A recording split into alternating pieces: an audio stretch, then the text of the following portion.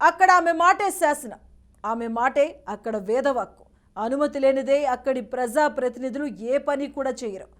10 ఏళ్లుగా తన కనుసన్నల్లో రాజకీయాలు నడిపించిన ఆమె ఆ ప్రాంతానికి దూరమవుతున్నారా? రానున్న పార్లమెంట్ ఎన్నికల్లో అక్కడి నుండి పోటీకి తప్పుకుంటున్నారా? అందుకే పార్టీ కార్యక్రమాలకు దూరంగా ఉంటున్నారా? వచ్చే పార్లమెంట్ బరిలో ఆమె తప్పుకోవడానికి కారణమేంటి? ఇంతకీ ఆ ప్రాంతం ఎక్కడా? ఎవరా నేత? Have a look.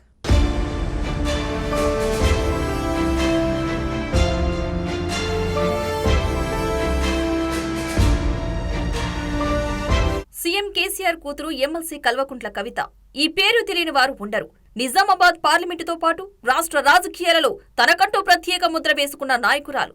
గత 10 సంవత్సరాలు నిజామాబాద్ జిల్లా గులాబీ నేతలకు అన్ని తానై నడిపించిన నాయకురాలు. అలాంటి కవిత వచ్చే పార్లమెంటు ఎన్నికల బరిలో ఉండరా అన్న చర్చ కొన్నాళ్లుగా రాజకీయ వర్గాల్లో జరుగుతూనే ఉంది. బీఆర్ఎస్ లెజిస్లేటివ్ కౌన్సిల్ మెంబర్గా, పార్టీ మహిళా నేతగా ధర్నాలు, మీటింగుల్లో కవిత పాల్గొంటున్నారే తప్ప తాను లోక్సభ పోటీలో ఉన్నానంటూ సంకేతాలు ఇచ్చే కార్యక్రమాల్లో పాల్గొనకపోవడంతో పలు అనుమానాలకు తావిస్తోంది.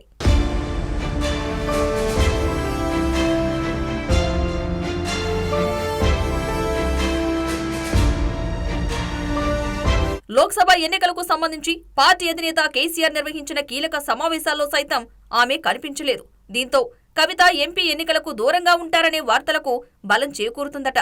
మరోవైపు ఈ వాదనలకు చెక్ పెట్టేలా కవిత ఓ వేదికలో మాట్లాడుతూ అభ్యర్థుల ఎంపిక తమ బాసుపైనే ఆధారపడి ఉందన్నారు. లిస్టులో తన పేరు ఉంటే పోటీ చేస్తా, లేదంటే పార్టీకి కట్టుబడి ఉంటా అని తేల్చి చెప్పారు. అయితే రేవంత్ రెడ్డి మాత్రం ఓటమి భయంతో కేసీఆర్ కూతుర్ని నిజామాబాద్ లో పోటీ చేయించడం లేదని, దమ్ముంటే పోటీ చేయించాలని సవాల్ విసిరారు.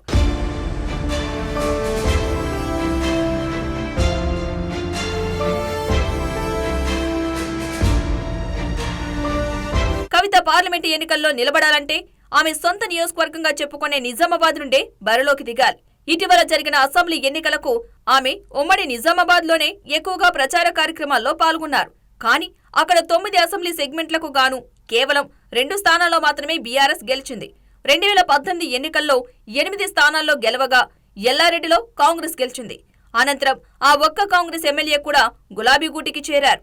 కానీ ఈసారి కేవలం 2 స్థానాలకే పరిమితం అవడం, అక్కడ బీఆర్ఎస్ పట్టుకోల్పోవడం కూడా మరో కారణమని పార్టీ శ్రేణులు గుసగుసలాడుకుంటున్నారట.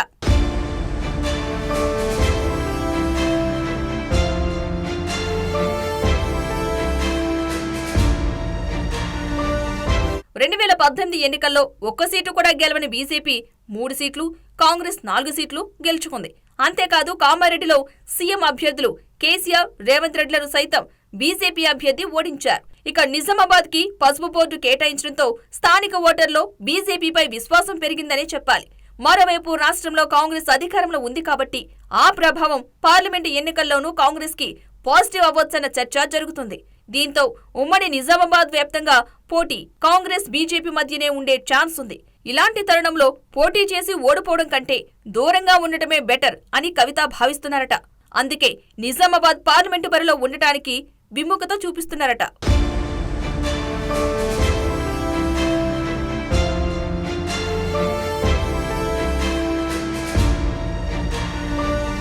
జాతీయ రాజకీయాల్లో చక్రం తిప్పాలనే ఆలోచనతో కేసీఆర్ టీఆర్ఎస్ ని బీఆర్ఎస్ గా మార్చారు.